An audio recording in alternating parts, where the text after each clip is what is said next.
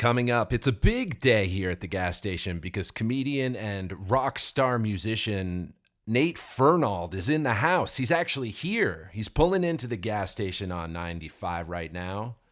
Nate, of course, is a TV writer for CBS's Late Late Show with James Corden, which recently ended its iconic run. I want to ask Nate about James Corden and a bit he used to do on there called Nate That Tune. And I also want to ask Nate about his phenomenal rock band based out of LA, CRUB, has a new amazing record out. It's called Welcome to My Life. And its fantastic new single by CRUB is called Mountain Dew Gives Me Powers. That's right. Mountain Dew Gives Me Powers. And awesome track called Book Mommy by CRUB. I want to ask him about all that and more. Psyched Nate is here. But first, thank you, you, the listener, for listening to this show, because we've been getting a lot of great feedback about the show and a lot of people telling us that they're listening to the show. And as you know, by listening, I do this show while working at a gas station on Interstate 95. I'm walking down there right now because our guest is here. So I am extremely grateful to all the people who have been streaming and sharing our episodes at liveon95.com. And I am extremely grateful to everyone who has reached out to the show and connected with us online. Thank you. And I'm extremely grateful for our friends and guests who stop by the gas station when they are in town. Today it's Nate Fernald. So pumped he's here pumping gas, and we're pumped you're listening in for a laugh. Thank you for listening to Live on 95. This show starts right now. Man, I freaking love CRUB. Out of Los Angeles, California, here's CRUB.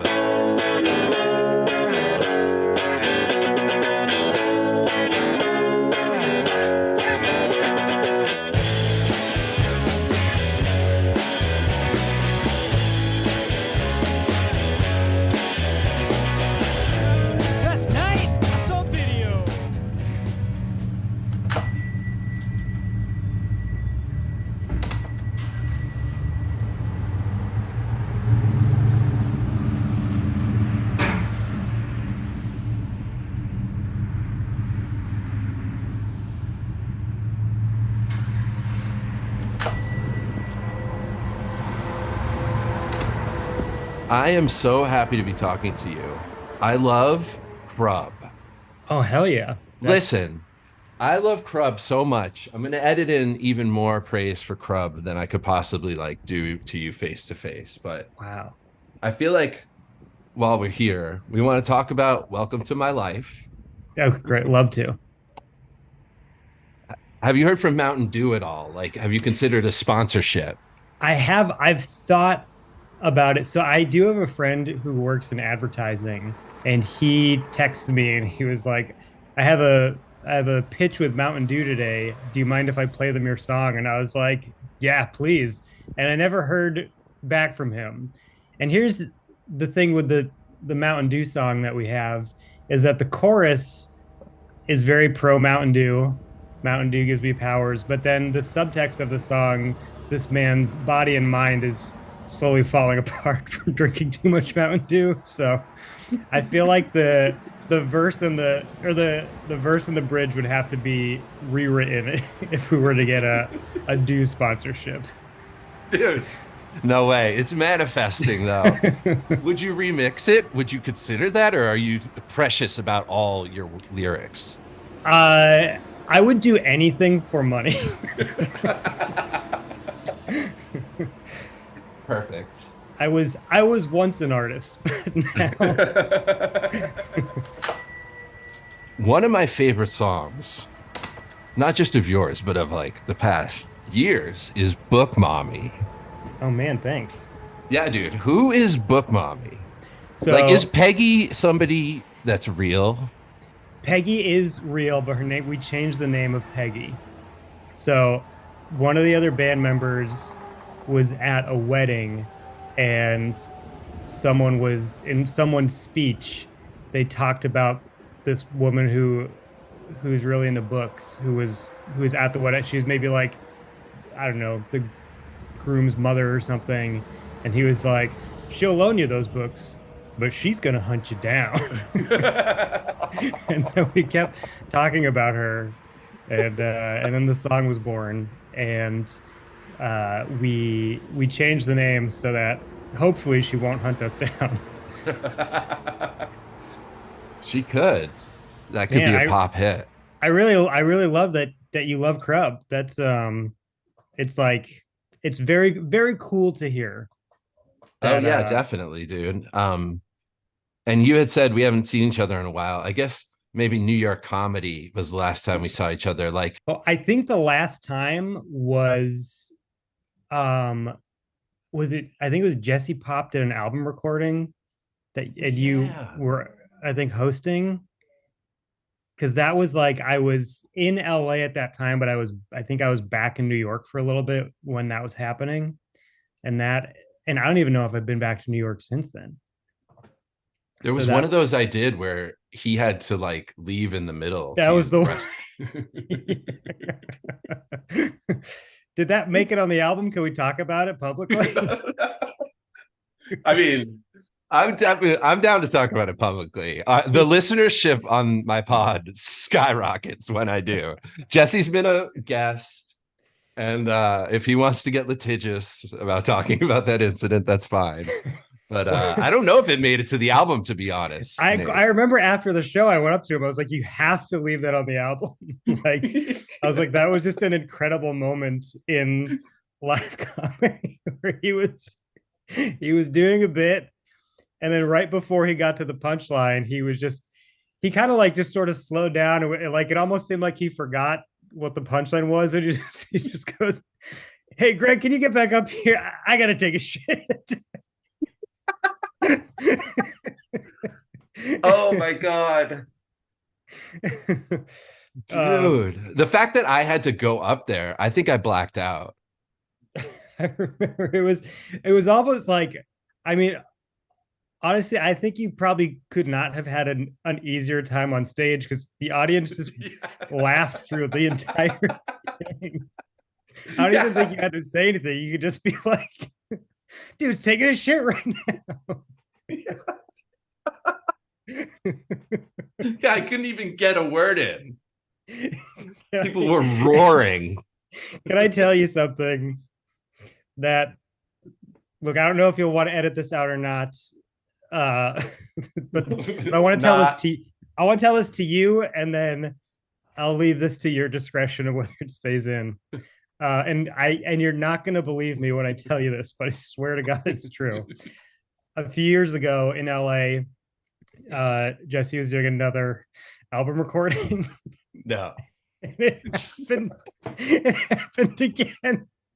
And there was like 4 of us in the audience who were at the New York show. Who like like you got like, and because again everyone is laughing and everyone is like hooting and hollering, but there was like 4 of us there who were like, you don't understand how funny this is. It's happening again. Dude, I hope that moment made it onto at least one, but preferably both of the albums. Dude, there needs to be like a double album that includes the 2 separate incidents. You just blew my mind. I'm crying. Dude, because like I was there, my girlfriend was there, and I think there was like, did your girlfriend remember? Yes, because she was at the New York show, because she was still in New York at the time, and we went to a show together. And is she your girlfriend now? Yeah. Oh wow, God, you're lucky. She should have left. No, I'm just kidding. These are the people you hang out with. Yeah, you're like, so me and my girlfriend, we stare over at Jesse's management team. It would be funny if those were the only 2 comedy shows she ever went to, and just was like, that's what happens at stand-up shows. She's like, I like seeing comedy, but more often than not, the comedian seems to have to run to the restroom during it. It Or happens she's to just 100% of them. she's having a conversation with someone who recently saw a stand-up show and is just like, yes, you know that part of the stand-up show where they go and take a shit? They walk off stage and just take a big shit. And then the host comes back out. Yeah. Oh my God, man. I am Yeah. blown away. What was the venue? Shout out to Union Hall and whatever LA venue. Well, check out Jesse Pop's albums, because even if the dumps were edited out, it was still both to A+ comedy sets. Yeah, they're some of the best stand-up things. Oh That's why yeah, I incredible. loved to have them on the show. I always plug the shit out of it. I don't really Yeah, even watch that much stand-up. Do you watch a lot of stand-up? almost none. I find it like the less I do stand up, the harder it is to watch it, I think, because then it like it's like, oh yeah, yeah. I don't know. It's like, because I used to just be watching it every night, all night. So it's like weird to just watch it on its own now. But I got a little sidetracked when you asked what I about the New York stand-up scene. The thing that I loved about the New York stand-up scene is that, like, you could do a show anytime, like there were just so many shows, open mics, like you could get on stage as much as you wanted anytime you wanted, and it was very easy. Whereas like LA, there's not as much stage time, and it's also like if you go to an open mic in New York, you can walk a few blocks, go to the open mic, have the worst time of your life, and then you're done. You got the rest of your night ahead of you. If you go to an open mic in LA, you got to like drive 45 minutes, find parking, and then it's like that's your entire evening. So like to have a miserable time on stage for 2.5 minutes, it is like a 6 hour excursion. Whereas New York, just like it felt like the stakes were so low at every show. And again, also like LA is a big industry town. So like odds are any substantial show you do, there's going to be industry people there. Whereas New York, like very few. So just like very low stakes, which I think made it just a very fun place to do comedy, because you could just like try something. If it didn't work, you had another show in 30 minutes. After you write all day for, say, like a TV show, is it true that maybe then the last thing you want to do is like go do a stand-up set? Like, do you still do stand-up? I do it pretty infrequently. So when I like, because yeah, when I was at Corden, I the day burns you out so much that you just like can't like can't do anything after it.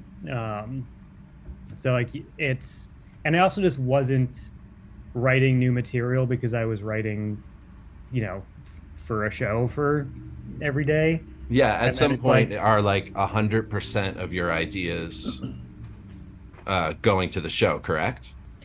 pretty much. And it's also more so that like your brain starts to kind of like formulate to what the show needs versus like what you want to like I wasn't even, because like normally, you know during my stand-up heyday, I wasn't like necessarily sitting down and writing stand-up jokes for 4 hours. It was more so like I'm walking around and something pops into my head and I'm like, ooh, that's a bit, and then go to a I'm the mic and same be like, way. Oh yeah, my God. We're the same, dude. we're the It's same. amazing. Couple of Massachusetts boys thinking of bits. But then like when I'm at that show all day, like I, an idea for a stand-up bit isn't popping into my head because I'm like, you know, I'm preoccupied thinking of whatever I have to think of for the show that day. So I like I still do shows here or there, but it's not like I used to. It's because like for 7 years I was just like barely going on stage.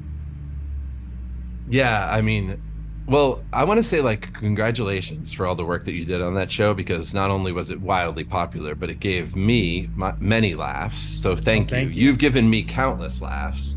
I'm wondering if the CRUB band was born out of writing comedy all day. Maybe it was like another form of expression to form this band. I'm wondering who is CRUB? Who is it? So CRUB is another writer from the Late Late Show, and then two therapists. So, all right, it's good talking, man. We're out of time. I'm like, no follow-ups. Me and the other comedy writer guy were thinking of also becoming therapists so that you can book CRUB as your therapist. That is sick. I mean, it's a lot of work, right? Like, could you do that as a bit, like go to grad school, or what would you have to do? I'm sure you've researched it. So basically, one of the guys is practicing and one of the guys is in grad school, and I don't think I could do it. Like the amount of work that he has to do, I'm just like, what? I'm done with homework. I did homework. Like that was the first half of my life was doing homework. I'm done with homework now. Bro, I am so with you on that. All the reading you'd have to do, it's kind of a lot. Yeah.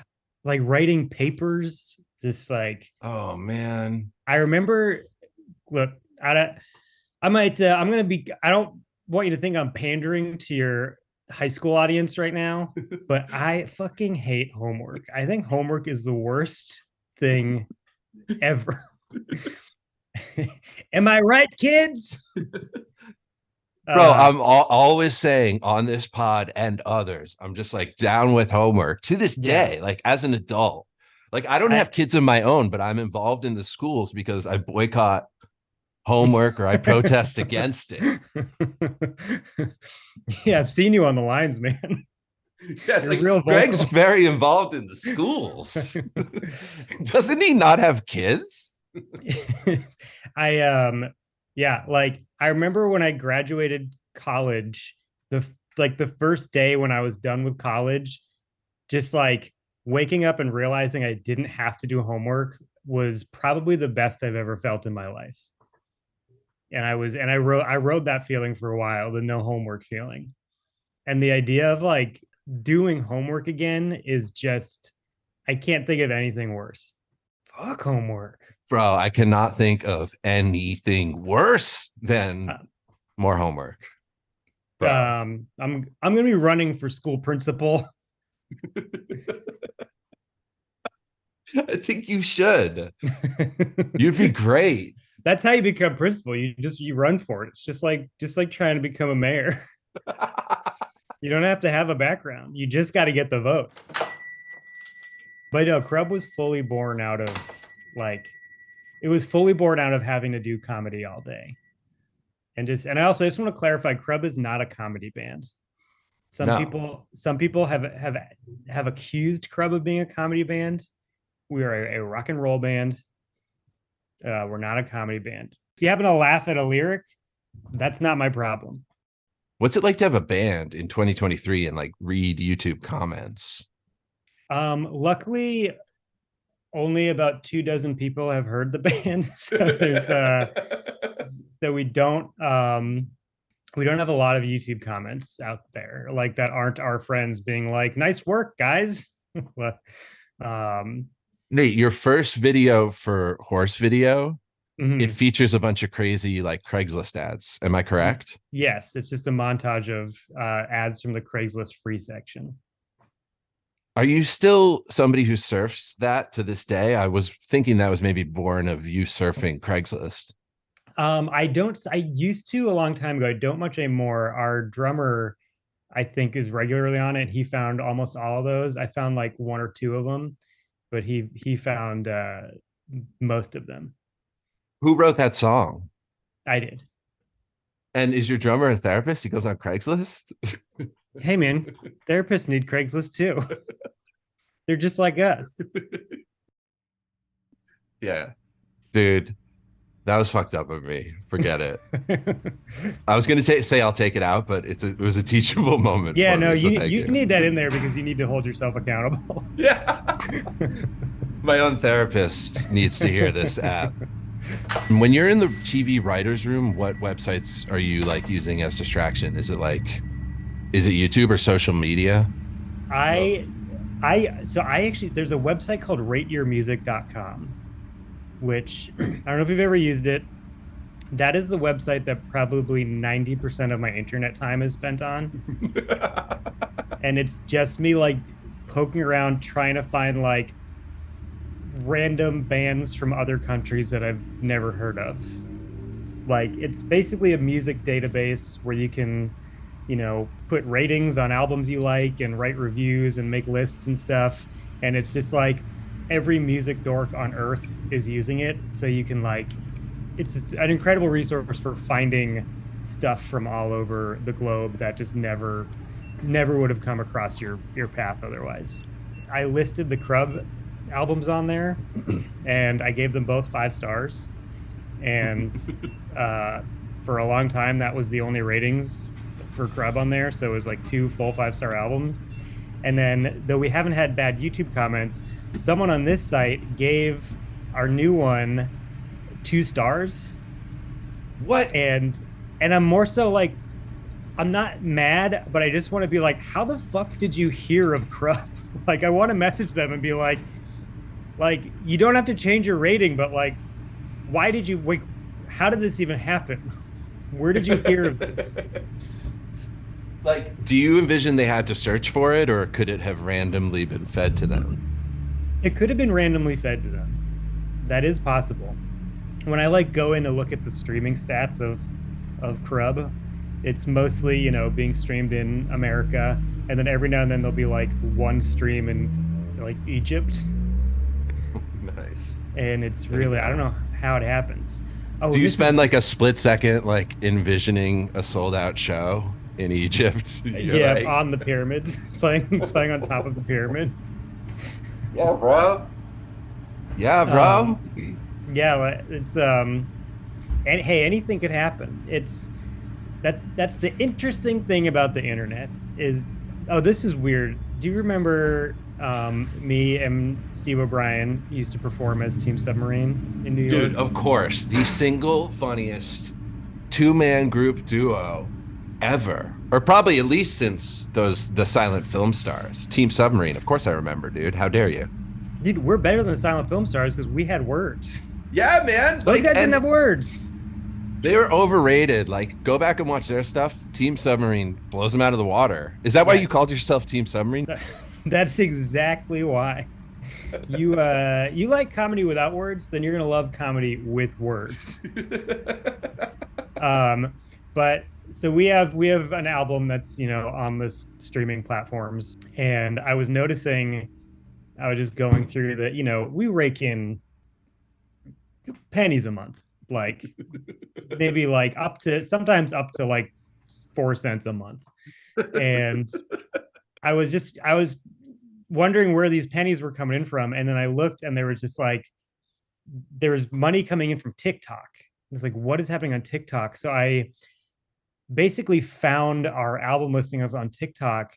And for some of the most random parts of our songs, there are children in like Singapore or something, like doing lip dubs to Team Submarine bits.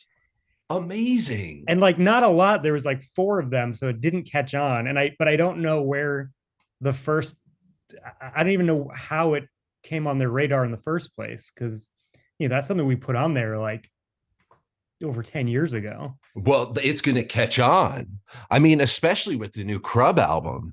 Listen, what's the name of the bit? Do you remember? Do you care to say? I can't remember. The album is called Glass Matthew. And we have a lot of TikTokers internationally who listen to the show. Well, please do a lip dub to a bit on the album randomly. And also, the best part is the lip dubs were like very bad. Like they were not good lip dubs. Like minimal effort being put in.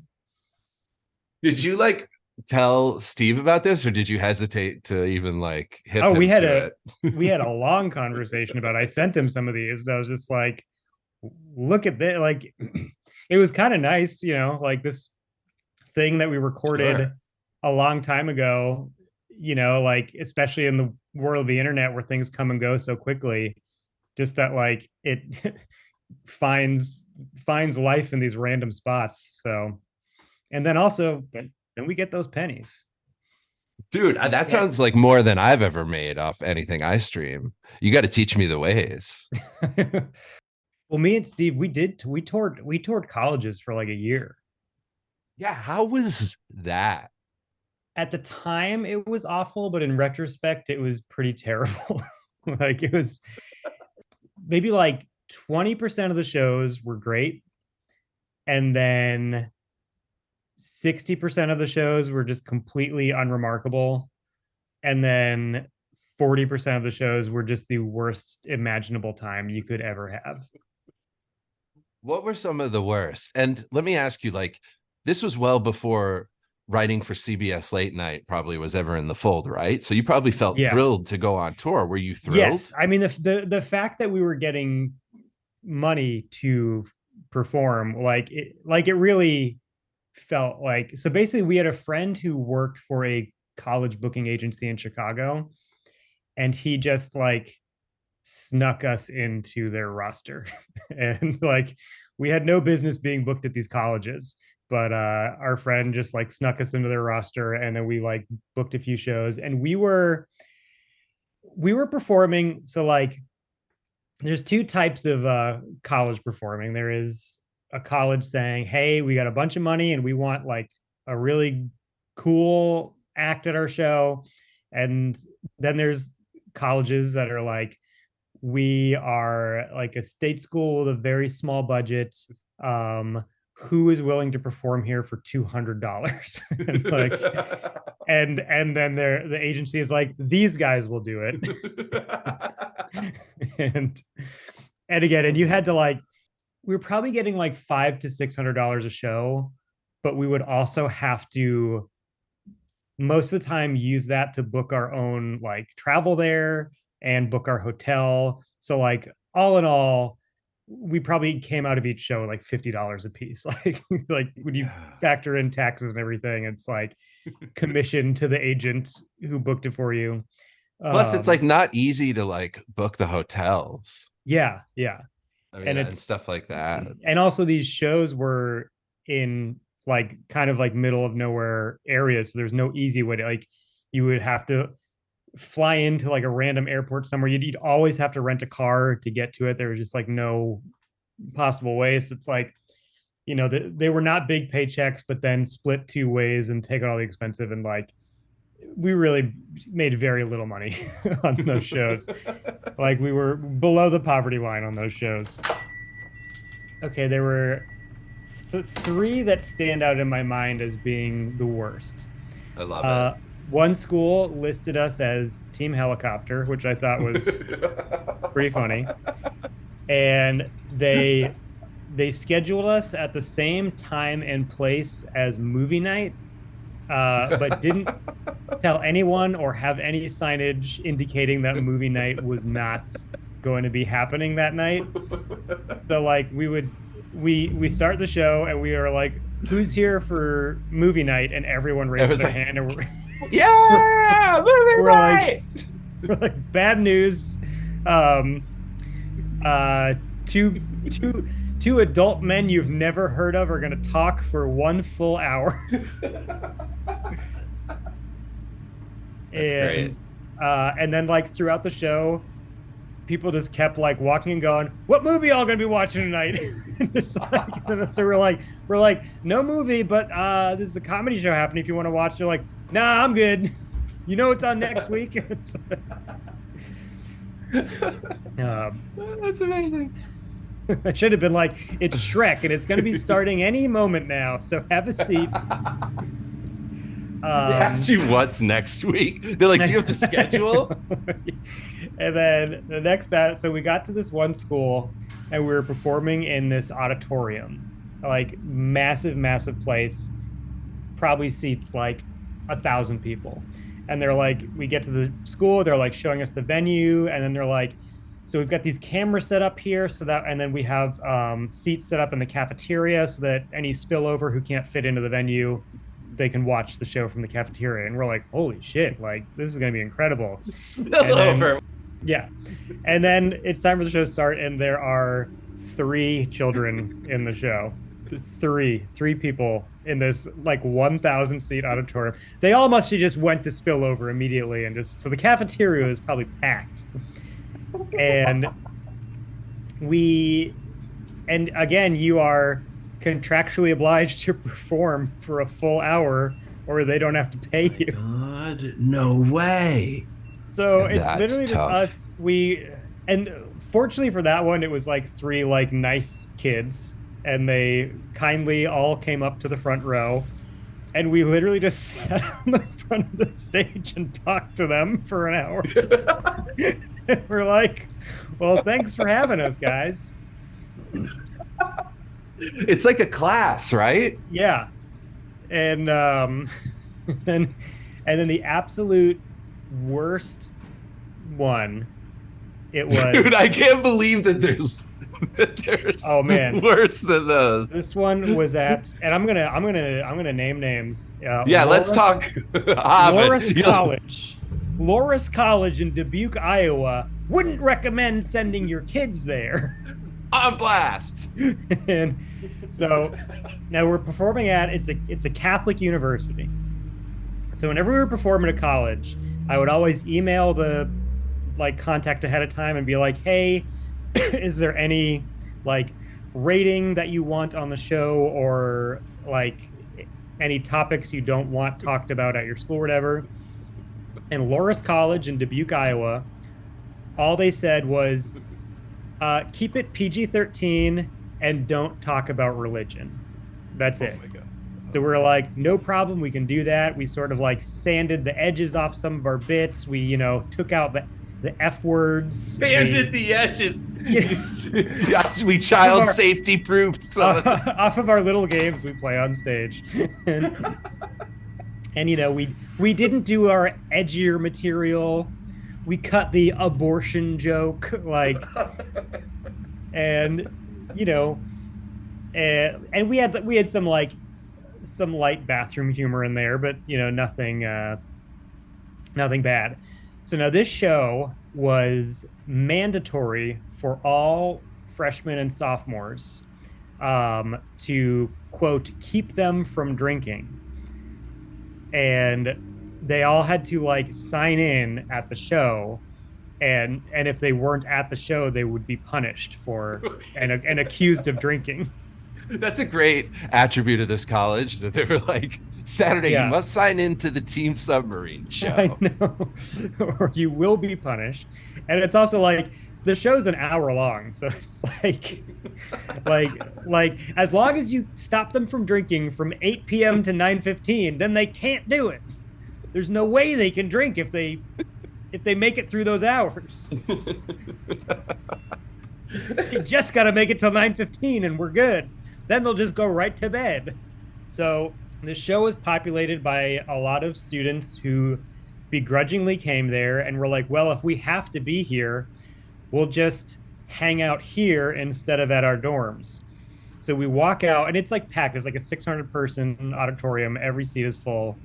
And we just walk out to just a sea of conversations. And we're like, all right, guys, who's ready for a show? And no one responds. And it's just like noise. It's just noise. It's just, yeah, people talking, and like they're just like, fuck this, we don't want to be here. So whatever. And like it wasn't even heckling, it was just being abjectly ignored. Oh my gosh. So me and Steve look at each other and we're like, all right, I guess we will just go through the motions until 1 full hour has passed. And we just sort of start doing our act to a sea of noise. Like no one, like no one is paying attention. You can't hear like a word we're saying. And then and like every now and then like some like dickhead yells something out and something, and we're just like barreling through like our scripted show through this. And then eventually, probably like 25 or 30 minutes into it, person from like the student organization that puts on the show comes up on stage and takes the microphones from us and goes, "Hey guys, we're going to end the show there. Everyone, you can go back to your dorms. Thanks for coming out." And we were like, "Thank you." We thought they were like putting us out of our misery, like that they were like, "There's no point in this. These kids are just being like dickheads." And again, like, can't blame them. They didn't want to be there in the first place.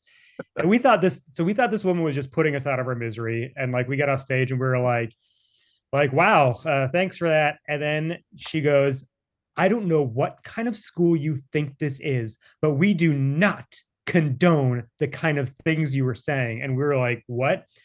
And they gave us our paycheck and they were like, "We are giving you your check. We wanted to withhold pay from you because of this, but like, take your check and just leave and you will never come back to the school again."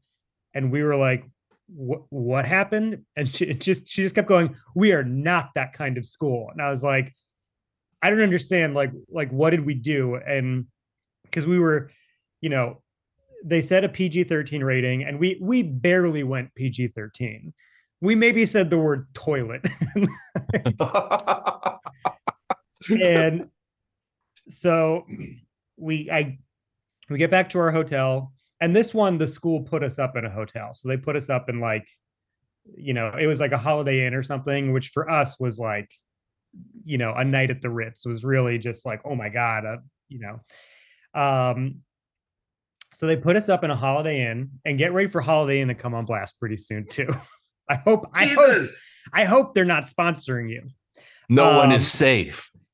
So I email our booking agent and I just explain, I'm like, "Here's the situation. I don't know what happened. Like, they gave us the check, but like, I'm genuinely confused about what happened."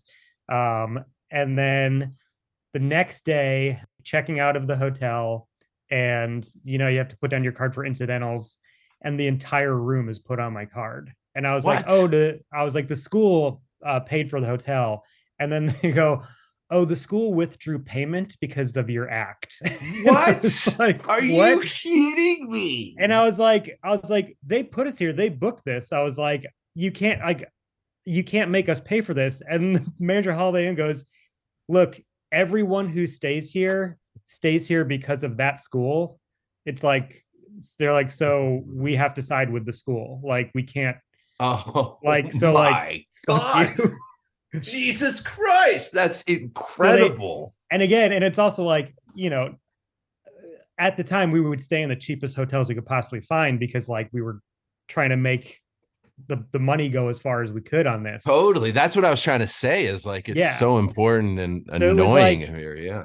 It was like a $250 hotel room or something like that. And it was like, we again would not have gotten a hotel of that you price. Wouldn't have booked the suite.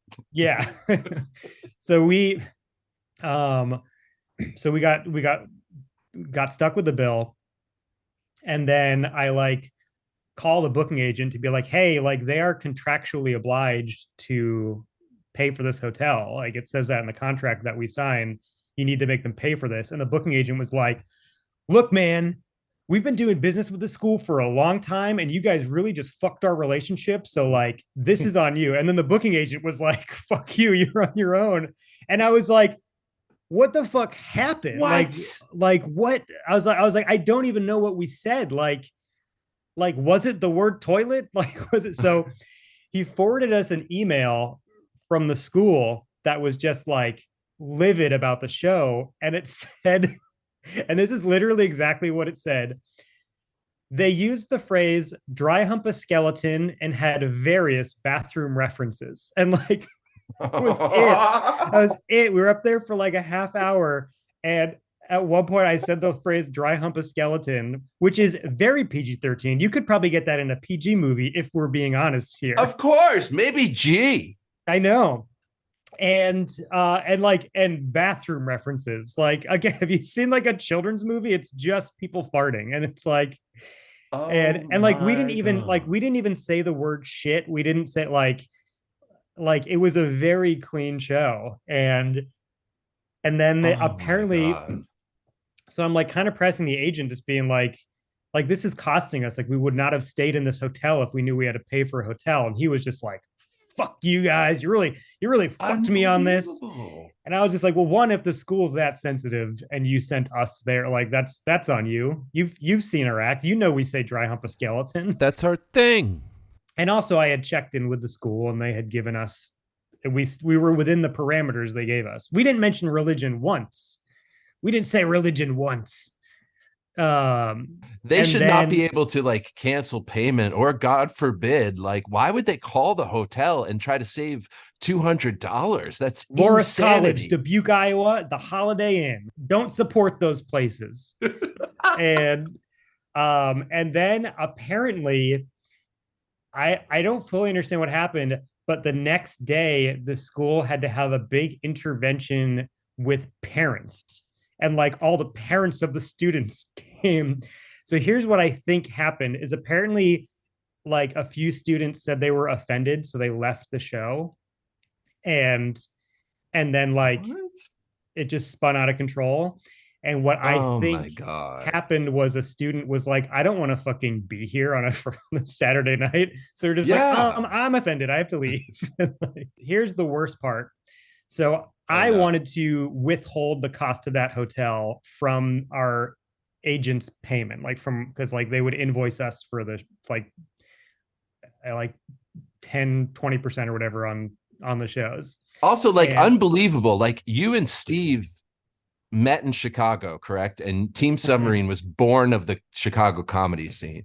Yes. Right? It's unbelievable to me that these gatekeepers, you know, just how many bad stories there are about these jerks who are taking a percentage of, you know, your zero. But anyway, please continue. I'm sorry. So I was like, I want to withhold the hotel payment from them to be like, you're the agent. It's your job to make sure they abide by the contract and pay us.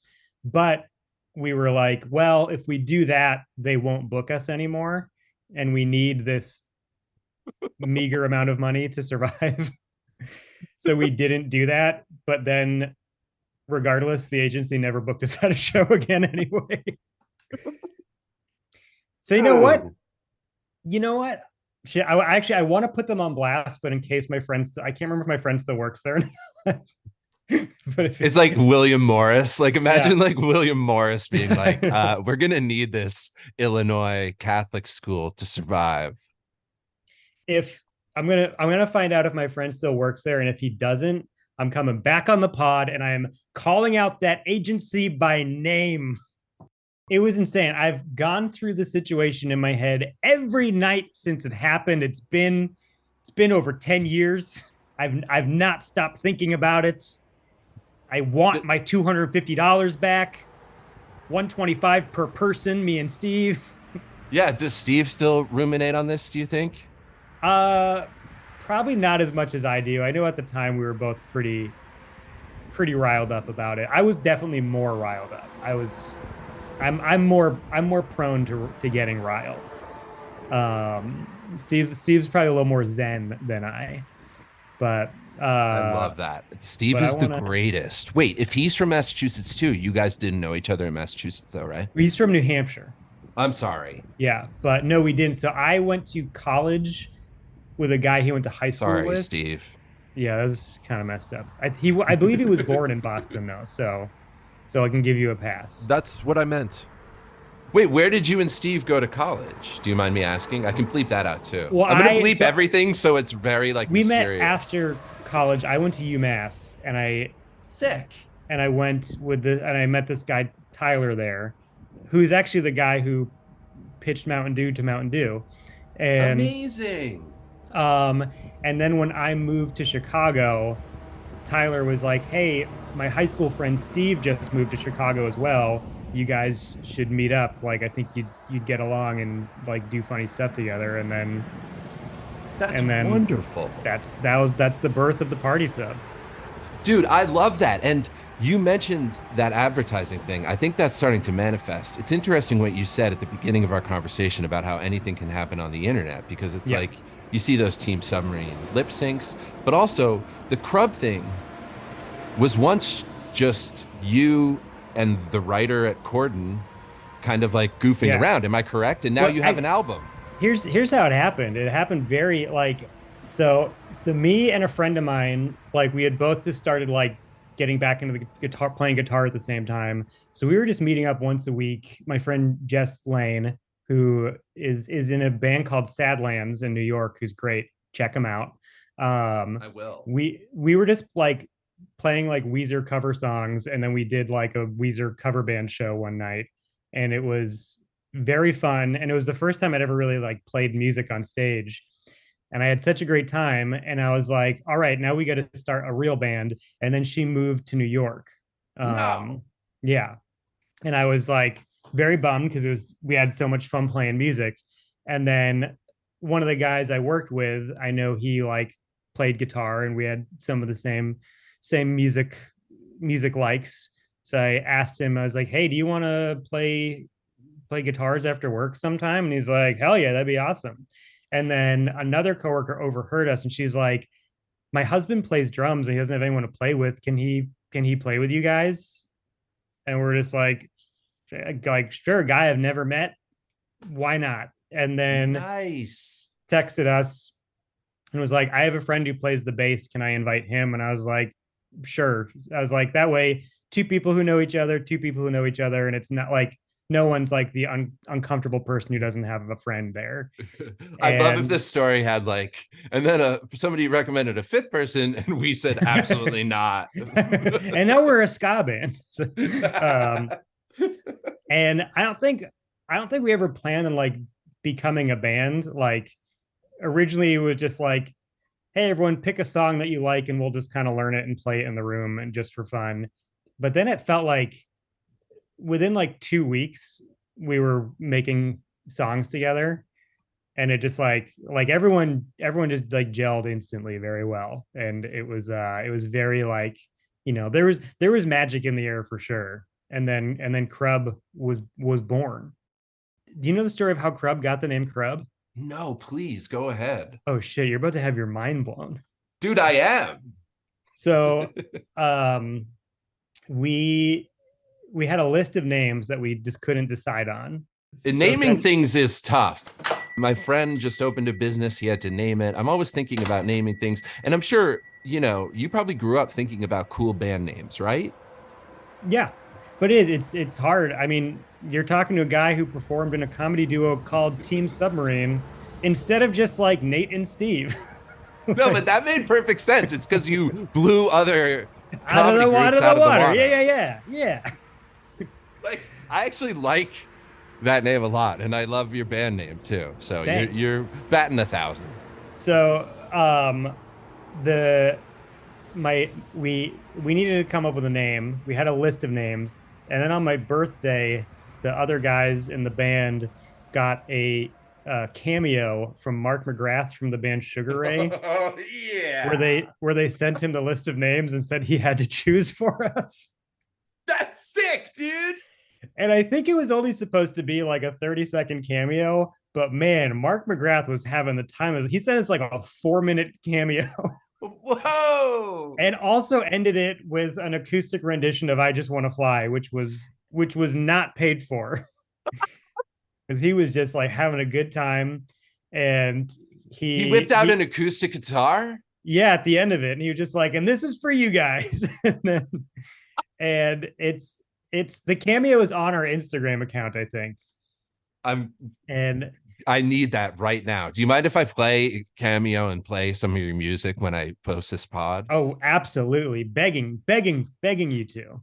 Can I make one of your songs the theme song of the gas station? 100%. All right, you're gonna anything that gets CRUB out into the world more.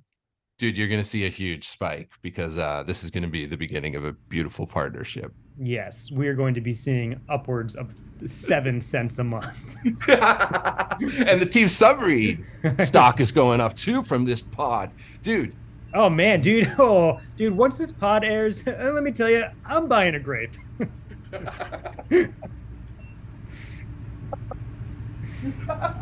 Bro. Yo, let me ask you something. What were the other band names Mark McGrath was picking? One that he swiftly rejected was sopping wet ass, which he really liked. Another one, I'm glad he didn't pick that, I guess. I can't remember if he went over all of them or not, but one that I loved that I don't know if it made the cameo was little fuckers on surfboards. And he also rejected piss ghost. And I can't remember what other ones were in there. But he loved CRUB, and he was like, I see CRUB on a flyer. I'm curious. I'm going to that show. I agree. McGrath gets it, dude. And it's a great cameo. Not that I ever had a low opinion of Mark McGrath. My opinion of Mark McGrath is much higher since this cameo. He got it, man. He got it. That's awesome, dude. Cameos can bring so much joy. Yeah. They really can. Mark McGrath, he must be checking out the album, right? I mean, does James Corden know about CRUB? He knows of CRUB. I don't know if he's heard CRUB, but we were trying to get CRUB on the show before. I think if CRUB had formed a year earlier, we might have gotten the show, but like by the time we were really kicking, there was only like a few months left of the show, and I don't think they were going to burn one of their final spots on CRUB. But there is, and again, I think this is also on CRUB's Instagram account, there is a time when they were chatting, when James and Ian were chatting on the show, and CRUB came up, and they were like, should we book CRUB? And then me and Tom, the guitarist, like ran down to the stage, and we're just like, we'll do it. We're ready. And yeah. we really thought it was going to happen, but ultimately the executives shot it down. They weren't ready for how CRUB was going to change the landscape. Were you gonna play Horse Video? Probably yes. That was the one we were gonna play. And do you think James considered it? I think he considered it, and I think he would have enjoyed it happening. Honestly, I think the thing they were more concerned about is, so like two of the people from the band had just done like solo spots and like the music performance section of the show. And but wait, the therapists? No. In the Late Late Show band, the like Reggie had done like a solo set on an episode, and then the guitarist Tim Young had done a solo set on an episode. Just kind of like, show's wrapping up. These guys have wanted to do this. Let's let them do that. Also, two very talented people as well. Amazing. And then I think they thought that if they let CRUB on the show, then like everyone with a talent was going to be like coming out of the woodwork and being like, can I spin my baton on the show today? Oh, dude, CRUB is so legit. They missed out. I think they did. What is like the last few months of that show like? Are there like, is it like tuned up a notch to 11? It was weird. Like, it was probably the most stressful time there. In my head, I thought it was going to be like the most fun time because it was ending, and it was kind of like, you don't have to worry about getting canceled anymore. It's, just kind of like network canceled, not socially canceled. So that can happen at any time. Yeah, that's still in play. So I think a lot of people had a sort of vision of like the last, couple months of the show being real, just like loosey goosey and just, people having fun and partying. But then it turned into like trying so hard to make the last few episodes like so epic that it was just like, it was just a lot. It was a lot of work and a lot of stress. Yeah. Were you exhausted and relieved for it to end? I really was. It's like, I mean, I will very much miss like getting to do like a fun bit on TV, every couple months or whatever is like real highlight, real privilege, like real just, love getting to do that kind of stuff. It's like getting that like adrenaline shot every once a month or so was, that I'll miss. The people obviously, and but most importantly, the thing I will miss the most is getting a paycheck sent to my mailbox every single week, no matter what. Like, that's a hard thing to say goodbye to. I feel you. I feel you, man. Like, I'm excited to, you know, see what else is next and what else I can do. And but man, getting paid every single week, like, especially just being like a, you know, a freelancer for so long before I had this job, is just like, yeah, it was it's nice. I mean, I guess I could also just like become an accountant or something and I would get a paycheck every single week, but it's yeah. What was the longest writing job before James Corden for you? Because you know they're like freelance. They're like probably like a few weeks or months at a time, right? Yeah, the longest one before that was the Pete Holmes Show, which was, I think, all in all, maybe like 10 months. Wow. With a break in between. So we did like one season that was like, I think, maybe, or maybe it was less. It was like one season that was maybe like 2 months, and then we waited to hear if there's another season, and then when we got the next season, then that was like a 5 or 6 month stint. Oh my god. Does Conan work on that show? Yeah. He's like hands-on. He was not hands-on, but he produced it. So it's very exciting that like my employee ID badge said Conan on it, because they're like, we're not printing new badges for you guys. And you're so fine with me. Yeah, so all of our like employee stuff said Conan on it, which was very cool. And on the first day of the writers' room, Conan came into the writers' room, and he whipped out a guitar, maybe like Mark McGrath in the cameo. And I've heard he's very musical. Conan? You can plead the fifth on this, but I'm sorry if this is too confrontational. I'm wondering, does James Corden, like, does he break out into music? He's very talented that way, obviously. He loves to sing. He's okay. So in a meeting, he might like bust out a tune in a meeting. Like if you like walk by him in the hall, he'll be often singing a song. He's got, dude can sing, dude can dance, and he likes to do it. That rocks. And apparently Conan is kind of the same way. Yeah, Conan's a guitar player. He would love CRUB. Conan would love CRUB. I think Conan would be in a CRUB. But so Conan came into the writer's room and was just like chatting with us, and then he sat down next to me on the couch, and I was like, oh my God, Conan is sitting next to me. And he goes, I'm going to give you guys the advice that Johnny Carson gave me when I took over, like when I first got into late night. And I was like, oh my God, Conan O'Brien is going to relay advice from Johnny Carson to me. This is the most insane thing that has ever happened in my life. I cannot believe this is happening. And then I hear Conan go like, so that's what he said. Can't wait to see what you guys come up with. See you later. And I was like, wait, what did he say? Oh shit, what did he say? I missed it. And I was like, it was my first day. I was too nervous to ask anyone else what he said. So I don't know. But they are like, I don't know if I'm allowed to talk about this. You can. I probably can, but I think you can. A website is trying to do a like an oral history of the Pete Holmes Show, because it's the 10-year anniversary this month. So I did an interview with them. Which website? US.gov. GeoCities? Vulture? The culture website, Vulture. Vulture.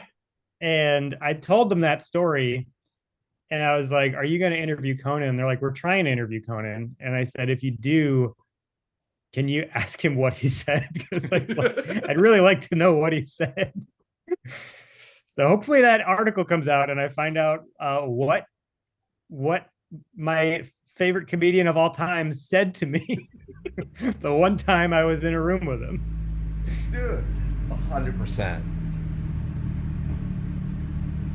You're going to be on that podcast with Conan. He needs you as a guest. It's called, isn't it called Conan Needs a Friend?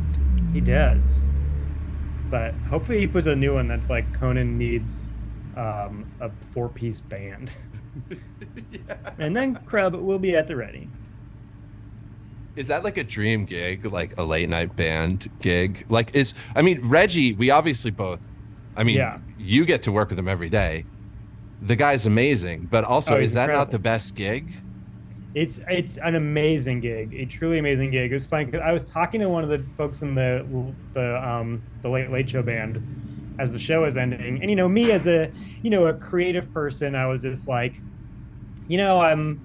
I'm kind of excited to like get to move on and do something else because I've been like doing the same kind of like style of comedy here essentially for like 7+ years. So I'm excited to do something else. Like, what about you? And they were just like, no, we don't want to leave this gig. And I was like, oh yeah, you guys work 2 hours a day. Like, you have the best job in the world. like whereas, we were there for 8 to 10 hours a day. And whereas they like, they show up at like 3 or 4 and out of there at 6. And they're so performing too. Like they're like actually like performing. Whereas like, you probably feel like you're handing your ideas over to somebody else to do. Probably. Yeah. Yeah. And they like, granted, when there was like, a song and dance bit happening on the show, they would have to learn those songs. And, so they had plenty they had to do, but man, they had the best hours a job could ever have that pays you a full-time paycheck and gives you health insurance. Yeah, man. It's like the Roots. They probably love their job. And don't they like most of them still live in Philadelphia? Oh, that's amazing, huh? At least when the show was starting, they were like, because that's how short the hours were that they could commute from Philadelphia every day, and still like commute to and from Philadelphia and still have less than an 8-hour workday. Would you have like 4 days a week where you were shooting the show? Yeah. And then so on one of those days where you're shooting multiple episodes, is it like multiple hell? Oh, we did lots of days with multiple tapings because so like if Corden would book like an acting gig or something that he had to go do, that would take a week. We would have to record all that week's episodes like the week before.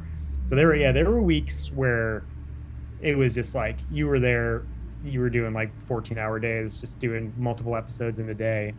And it was very hectic.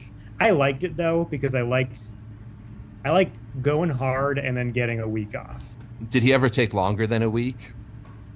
There's a couple times where there was maybe a little bit like longer stretches, but they would work like we get hiatuses worked into those and stuff. So it was it was a very nice schedule with hiatuses.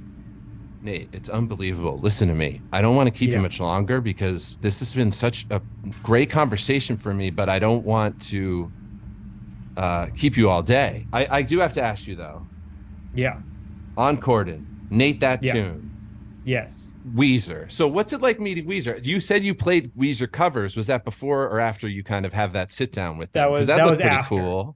Yeah, that was after. So that was what on paper should be one of the best moments of my life, but in practice was probably one of the most uncomfortable moments of my life. Is that the first of that segment you had ever done? No, it was. So I actually, you can continue with your own story. I'm just curious because you also have Death Cab for Cutie and the Shins. And Weezer, I think might have been the last or second, because I remember I had pitched it to do with Weezer. They're like, why don't we try to do it with another band first, so that like then you can like show it to Weezer to pitch it. Like, so the Shins was the first one, and and I love the Shins, but I had come up with the idea for Weezer because I wanted to meet Weezer. And then the people at the show were like, well, let's do one with another band first, and that way that'll set you up better for Weezer to say yes to it. If we can get someone else to do it first. I'm thinking that you probably didn't often write like thinking that you wanted to meet the guest, correct? Like Weezer was just one of those things where you were like, oh, I could do a bit. That was the only time I think I like wrote specifically wanting to meet the guest. Okay. I love Weezer so much, Nate. I saw Weezer play right before Pinkerton came out. Remember when he kind of came out of hiatus and they played the Blue Album and they played Pinkerton? They played like 20 songs. Like the albums in full. What year was that? I think it was the summer of 1999 in Boston. Oh, I was at that. Was that like, was it the Avalon or the Axis or something? I was at that down show. On Lansdowne Street. Yes. This is amazing, dude. Yeah, it was before the Green album came out. That was. I still refer to that as the best show I've ever been to in my life.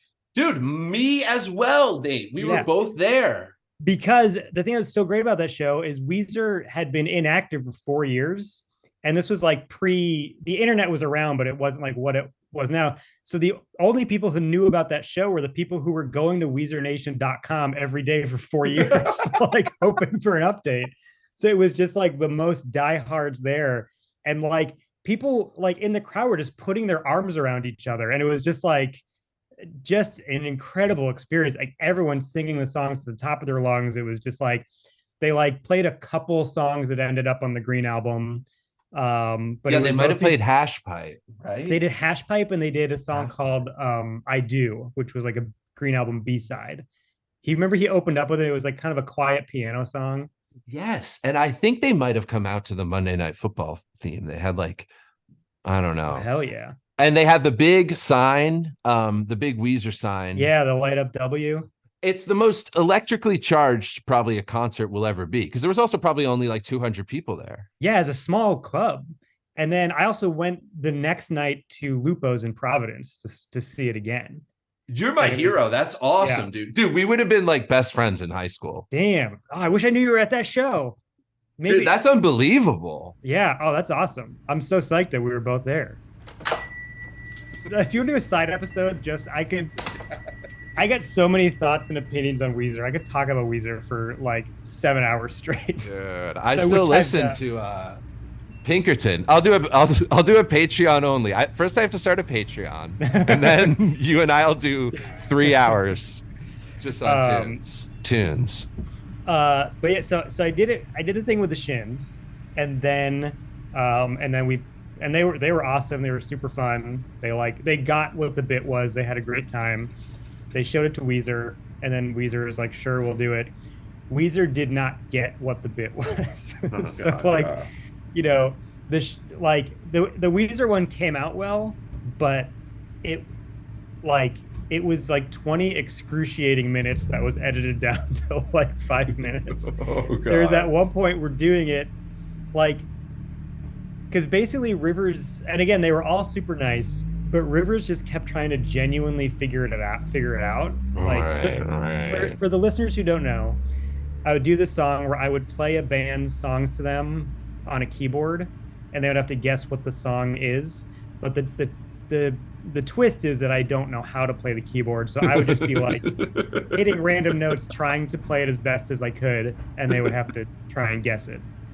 And like, so the point is that like it's not impossible, but it's like nearly impossible to guess.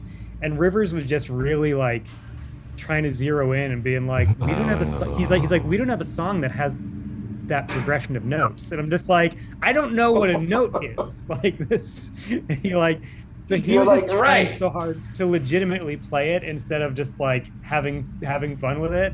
He's got like graphing paper out, like trying to like sheet the chords out. Well, so if you look at it, he's on his phone the whole time. And a lot of people are like, he's having a bad time on his phone. But no, he was on his phone on the Weezer Spotify page, just like going through every Weezer song to be like, what song could this be? And so it was like, between like the fun moments, it was just excruciating awkwardness. And at one point, their publicist just interrupted and goes, "Can we actually be done with this now?" It was such a horrible feel. Like if you go back and watch it, there might be a point in where suddenly my face is red. Because that was when the publicist was like, "I don't want to look at this anymore." So, because the publicist, she doesn't want to interrupt, but it's like she's like, "It's my job to shut this down." So she thinks they're having a bad time, and she thinks that it's on her that like she convinced them to do this. But I think they were having an okay time, but they were just like trying too hard to like actually like play the game. Overthinking. Luckily, after that, they were like, "No, we'll do a few more. We're having fun." And I was like, "Oh, thank God!" Like, But it was, oh boy, it was a truly excruciating moment to like be in a room with your favorite band since you were a child, and everyone, myself included, just having the worst time.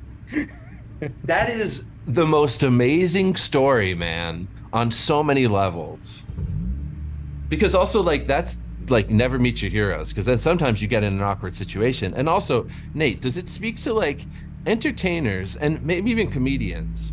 I feel some of them can be like a little cantankerous on purpose. I'm not saying any of the famous people you've ever met are, but like comedians, sometimes like maybe they just like kind of want to be a little antisocial. So yeah, it can be awkward to be alone in a room with them. Yeah.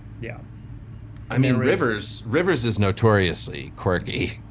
Yes, yeah, you know what's interesting is I think he's an awkward person, which I can sometimes be a very awkward person too, but I think he just kind of like leans into it, which I like respect, like, because like he's not like me. He's just like, yeah, I'll interact with the fans. I'll do whatever. He's just like, I might be uncomfortable doing it, but whatever. Like, I'll do it. You know, like he probably knew he would be uncomfortable playing this game, but he was like, sure, I'll do it. And I want to say the thing I'm most proud of with that Weezer thing is, you know, I very carefully chose the song selection. So I was doing like, I did a song from the new album at the time, and I did a couple classics, and I did a couple deep cuts where I was just like, I'm respecting the band by doing their new stuff. I'm respecting the fans by doing the classics, and I'm respecting the super fans with a deep cut.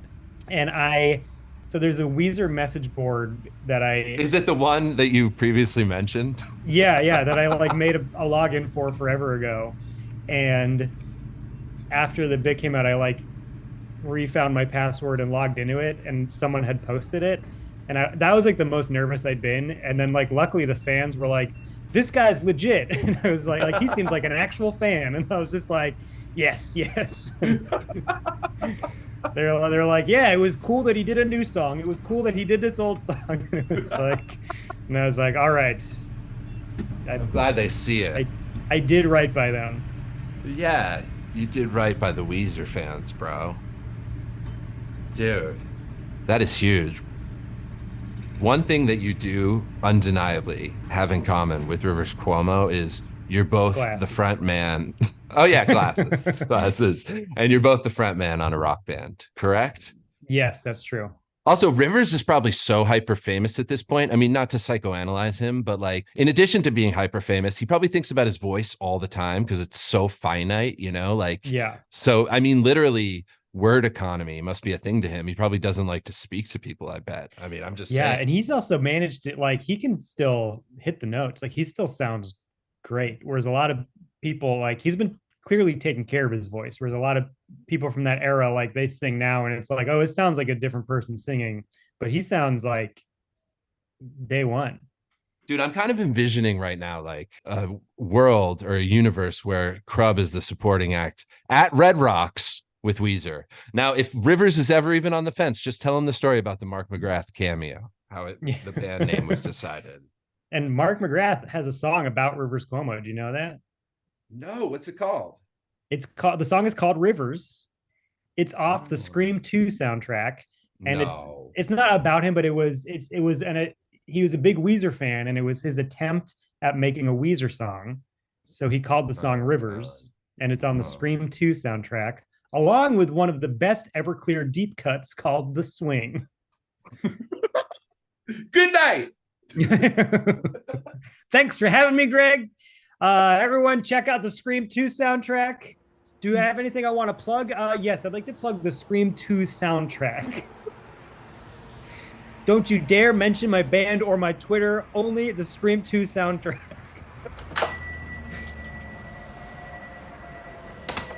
Let's do this every day. Honestly, I would. I've had a wonderful time. Anytime you want to have me back, Greg, I'm in. Bro, always open here, man. Dude, great. What was the second track you just said off Scream 2? Everclear, The Swing. Yeah, I just got a vintage Everclear tour sheet T-shirt in the mail that I ordered from eBay. Yeah.